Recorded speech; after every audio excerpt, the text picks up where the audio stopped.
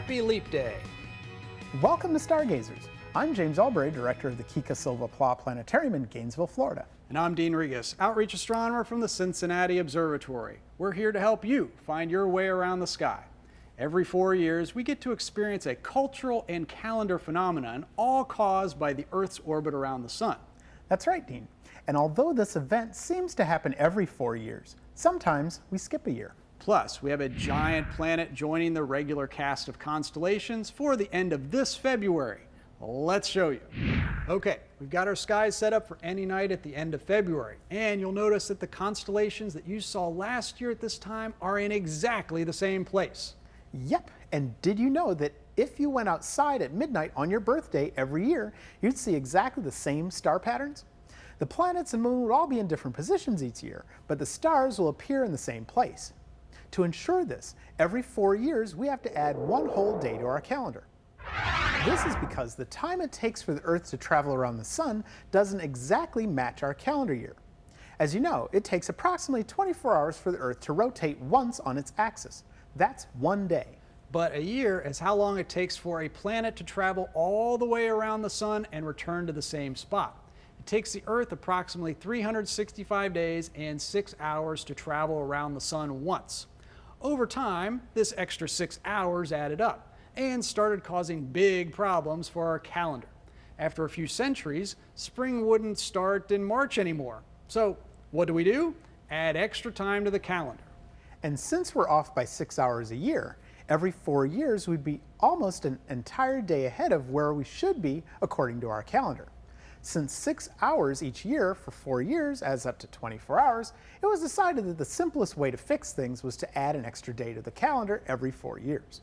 Years when we do this are called leap years, and the day which we add to our calendar count is called a leap day.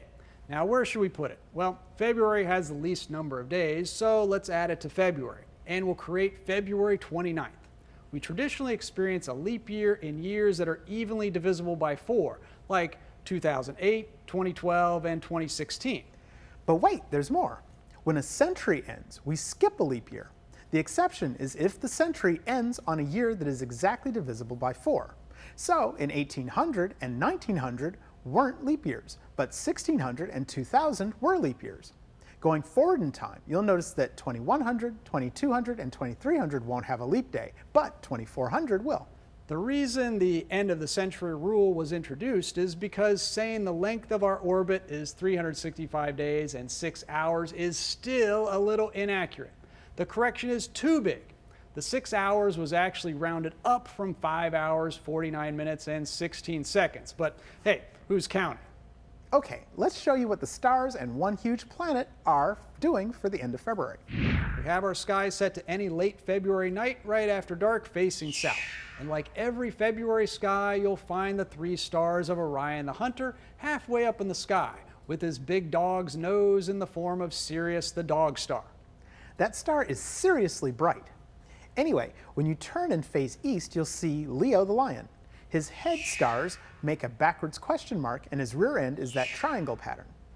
Leo is always there in late February, telling me to flip my calendar to March. But this year, Leo is housing a visiting planet. Under Leo, you can't miss Jupiter. It's so bright that it makes even Sirius look dull. And Jupiter is approaching its closest approach to the Earth for the year. So you'll be seeing a lot more of Jupiter in the coming months. So seize your extra day this year and enjoy the heavens as you keep looking up.